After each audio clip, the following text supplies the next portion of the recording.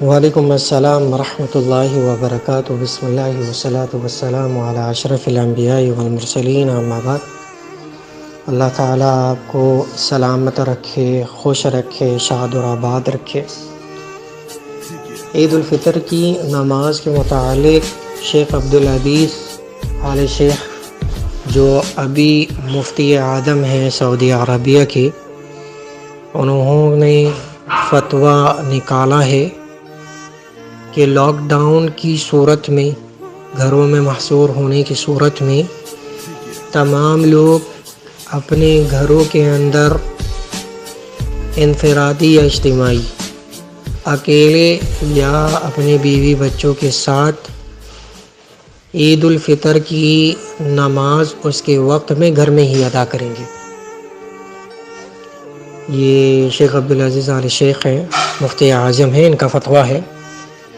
وجہ محصور ہونا lock down ہے، باہر نکل نہیں سکتے، مسجدوں میں جا نہیں سکتے، عیدگاہوں میں جا نہیں سکتے، تو لہٰذا ان کا فتویٰ یہ ہے کہ آپ اپنے گھروں میں نماز عید کے وقت کے اوپر اکیلے یا اپنے اہل و عیال کے ساتھ، آپ کے بیوی بچوں کے ساتھ عید کی نماز گھر میں ادا کریں گے۔ یہ جو اثر انہوں نے نقل کیا ہے اور یہ جو فتویٰ نکالا ہے، وہ حضرت عثمان کی شہادت سے نکالا ہے، کیونکہ جب حضرت عثمان رضی اللہ عنہ کو محاصرہ کر لیا گیا تھا اور انہیں شہید کرنے کے لیے آئے تھے، تو انہیں باہر نکلنے نہیں دیا جا رہا تھا، تو انہیں گھر کے اندر محصور کر دیا گیا تھا۔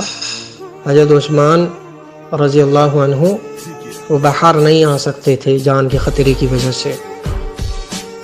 پھر کیونکہ عید آ گئی تھی، عید الاضحیٰ، تو حضرت عثمان خلیفہ رسول تھے، انہوں نے حضرت عبداللہ بن عباس کو کہا کہ آپ جا کے مکے میں حاجیوں کا عید کا خطبہ دیں، عید پڑھائیں، اور حضرت علی نے مدینے کے اندر عید پڑھانے کا اہتمام کیا، اور حضرت عثمان نے محصور ہونے کی وجہ سے عید کے وقت پر، صبح کا جو عید کا وقت تھا، اپنے گھر میں اپنی اہلیہ کے ساتھ عید کی نماز کو ادا کیا۔ لہٰذا یہ اثر صحابہ کے عمل سے لیا گیا ہے، اور اس کی بنیاد کے اوپر یہ فتویٰ دیا گیا ہے کہ اگر آپ کو گھر سے نکلنے پہ پابند کر دیا جائے اور آپ نہ نکل سکیں، تو عید کی وقت، عید کی صبح، عید کی نماز کے وقت میں گھر میں نماز کو ادا کر لیں۔ اب اس کی صورت یہ ہے نماز کی کہ پہلی رکعت کے اندر 7 تکبیرات ہوں گی اور دوسری رکعت میں 5 تکبیر ہوگی۔